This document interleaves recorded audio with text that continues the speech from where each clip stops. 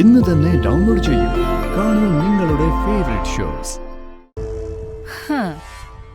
ഇവരൊക്കെ ഇപ്പൊ നിന്റെ ബിസിനസ് പാർട്ട്നേഴ്സ് ആയിരിക്കും അല്ലേ? അല്ലെങ്കിൽ വർക്കിംഗ് പാർട്ട്നേഴ്സ്. കോടികളുടെ ബിസിനസ് ആണല്ലോ നടക്കുന്നത്. എന്റെ സത്യഭാമേ, ഇതിലും ഭേദം വല്ല കുപ്പിയും പാട്ടയും പറക്കാൻ പോകുന്നതായിരുന്നു. അതാവുമ്പോ മുതൽ മുടക്ക് വേണ്ടല്ലോ. ആരെങ്കിലും വലിച്ചെറിയുന്ന കുപ്പികൾ പറക്കി വിറ്റാലും നിങ്ങൾക്ക് ഭാര്യയ്ക്കും ഭർത്താവിനും ജീവിക്കാനുള്ള വക കിട്ടും. വിഷ്ണു പിന്നെ കളക്ടർ ബംഗ്ലാവിലായിരിക്കുമല്ലോ.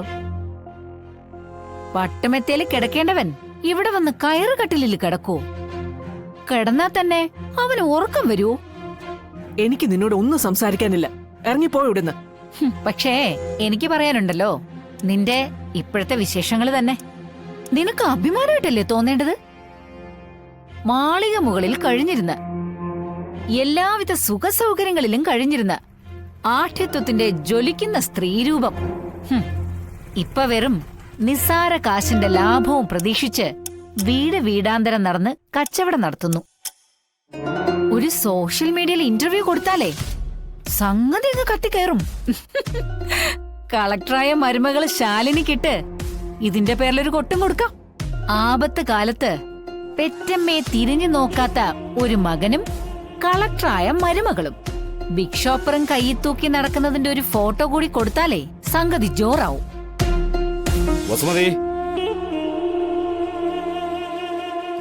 മതി മതി നിന്റെ ആറാട്ട്. ഓ, അത് പിന്നെ ഭാര്യയെ പറയുമ്പോ ഭർത്താവിന് കൊള്ളുമല്ലോ.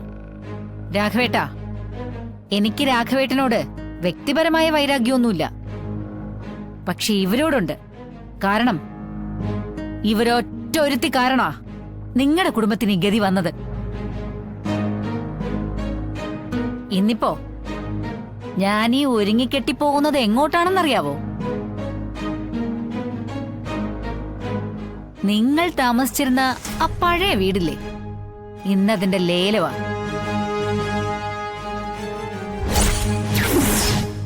നിങ്ങൾ അവിടെ താമസിക്കുമ്പോഴേ ആ വീട്ടിൽ എനിക്കൊരു കണ്ണുണ്ടെന്നുള്ള കാര്യം അറിയാലോ. ഞാനതൊന്ന് ലേലത്തിൽ പിടിക്കാൻ പറ്റുമെന്ന് നോക്കട്ടെ. എനിക്ക് വേണ്ടിയല്ല, എന്റെ മകന് വേണ്ടി. അവനെയും അവന്റെ ഭാര്യയെയും, അതായത് നിങ്ങളെ സ്വന്തം മകളായ പ്രീതിയെയും ആ വീട്ടിൽ കയറ്റി താമസിപ്പിക്കണമെന്ന് എനിക്കൊരാഗ്രഹം, ഒരു കൊതി. അതിനുവേണ്ടി കുറച്ച് പണവും സംഘടിപ്പിച്ചുകൊണ്ടുള്ള പോക്കാ. ഒത്തു വന്നാ ഞാനതങ്ങ് ലേലത്തിൽ പിടിക്കും. പിടിച്ച ഒരെണ്ണം ബന്ധവും സ്വന്തവും പറഞ്ഞ് ആ വഴിക്ക് വന്നു പോരുത്. അതെ, മുൻകൂറായിട്ടൊന്ന് പറയാൻ വേണ്ടിയാ ഞാനിപ്പോ ഈ വഴിക്ക് വന്നത്.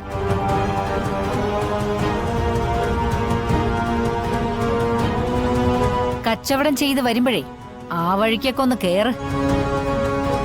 എന്റെ മോന്റെ ഭാര്യയുടെ അമ്മയല്ലേ എന്നുള്ള പരിഗണന വെച്ച് എന്തെങ്കിലുമൊക്കെ ഞാൻ എടുക്കാം. എന്താ, 10 100 കൂടുതൽ കിട്ടിയാല് അന്നത്തെ കാര്യം നന്നായിട്ട് നടക്കുമല്ലോ.